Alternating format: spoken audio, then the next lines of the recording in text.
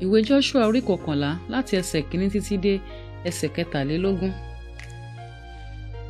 Ó sì ṣe nígbà tí Jábínì ọba Haṣoru gbọ́ nǹkan wọ̀nyí, ó ránṣẹ́ sí Jobabu ọba Madoni àti sí ọba Ṣimroni àti sí ọba Akiṣafu àti sí àwọn ọba tí ń bẹ ní ìhà àríwá lórí òkè àti ti pẹ̀tẹ́lẹ̀ ní ìhà gúúsù ti Kinerotu àti ní ilẹ̀ títẹ́jú àti ní ilẹ̀ òkè Dórù ní ìhà ìwọ̀ oòrùn àti sí àwọn ará Kénáánì ní ìhà ìlà oòrùn àti ní ìhà ìwọ̀ oòrùn àti àwọn Ámórì àti sí àwọn Hítì àti sí àwọn Pẹ́rísì àti sí àwọn Jébúsì lórí òkè àti sí àwọn Hífì nísàlẹ̀ Hámónì ní ilẹ̀ Mispa. Wọ́n sì jáde àwọn àti gbogbo ogun wọn pẹ̀lú wọn, ọ̀pọ̀lọpọ̀ ènìyàn bí iyanrìn tí ń bẹ lí etí òkun fún ọ̀pọ̀ àti ẹṣin àti kẹ̀kẹ́ pípọ̀. Gbogbo àwọn ọba wọ̀nyí sì péjọpọ̀. Wọ́n wá wọ́n sì dó ṣọ̀kan ní ibi omi Mérómù láti fi jà fún Ísírẹ́lì. Olúwa sì wí fún Joṣua pé, má ṣe bẹ̀rù nítorí wọn, nítorí lí ọ̀la lí àkókò yìí èmi ò fi gbogbo wọn tọrẹ níwájú Ísírẹ́lì ní pípa.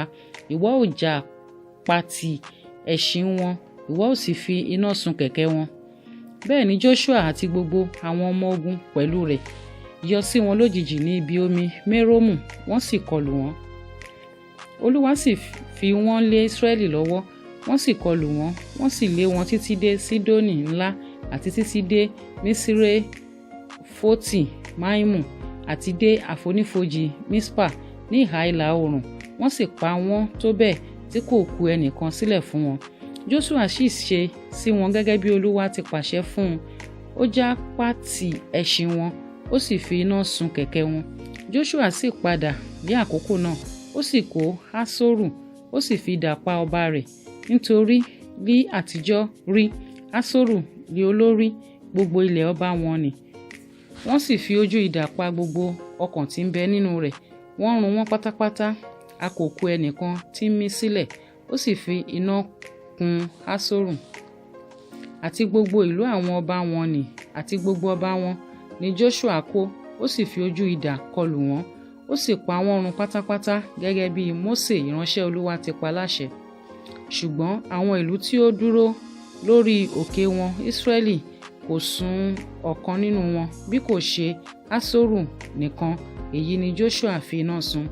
Àti gbogbo ìkógun ìlú wọn yìí àti ohun ọ̀sìn ni àwọn ọmọ Ísírẹ́lì kó fún ara wọn, ṣùgbọ́n gbogbo àwọn ọkùnrin ni wọ́n fi ojú kọlù títí wọ́n fi pa wọ́n run, wọn kò kù ẹnìkan sílẹ̀ tí ń mí. Gẹ́gẹ́ bí Olúwa ti pàṣẹ fún Mósè ìránṣẹ́ rẹ̀, bẹ́ẹ̀ ni Mósè pàṣẹ fún Joṣua, bẹ́ẹ̀ ni Joṣua sì ṣe. Òun kò kù ohun kan sílẹ̀ nínú gbogbo ohun tí Olúwa pa láṣẹ fún Mósè. Bẹ́ẹ̀ ni Joṣua gba gbogbo ilẹ̀ náà, ilẹ̀ òkè àti gbogbo ilẹ̀ gúúsù àti gbogbo ilẹ̀ Góṣẹ́nì àti ilẹ̀ títẹ́jú àti pẹ̀tẹ́lẹ̀ àti ilẹ̀ òkè Ísírẹ́lì àti ilẹ̀ títẹ́jú rẹ̀.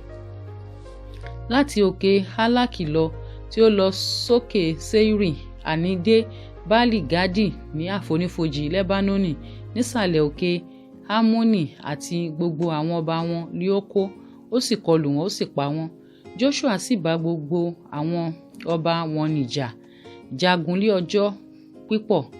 Kò sí ìlú kan tí ó bá àwọn ọmọ Ísírẹ́lì ṣọ̀rẹ́ bí kò ṣe àwọn Hífì, àwọn ará ìlú Gíbeónì, gbogbo wọn ni wọ́n fi ogun gbà. Nítorí láti ọ̀dọ̀ Olúwa ni a ti mú ọkàn wọn le, kí wọn kí ó lè jáde ogun tọ̀ Ísírẹ́lì wá, kí ó lè pa wọ́n run pátápátá, kí wọn kí ó má sì ṣe rí ojú rere, ṣùgbọ́n kí ó lè pa wọ́n run gẹ́gẹ́ bí Olúwa ti pàṣẹ fún Mósè. Ní àkókò náà ni Joṣua wá tí ó sì ké àwọn ọmọ Ánákì kúrò ní ilẹ̀ òkè, kúrò ní Hebroni, kúrò ní Debiri, kúrò ní Anabu àti kúrò ní gbogbo ilẹ̀ òkè Juda àti kúrò ní gbogbo ilẹ̀ òkè Ísírẹ́lì. Joṣua run wọ́n pátápátá pẹ̀lú ìlú wọn. Kò kù ẹnìkan nínú àwọn ọmọ Ánákì ní ilẹ̀ àwọn ọmọ Ísírẹ́lì bí kò ṣe ní Gásà, ní Gátì àti ní Asdodu ni wọ́n kù sí. Bẹ́ẹ̀ ni Joṣua gba gbogbo ilẹ̀ náà gẹ́gẹ́ bí ohun gbogbo tí Olúwa ti wí fún Mósè. Joṣua sì fi fún Ísírẹ́lì ní ilẹ̀ ìní gẹ́gẹ́ bí ìpín wọn nípa ẹ̀yà wọn, ilẹ̀ náà sì sinmi lọ́wọ́ ogun.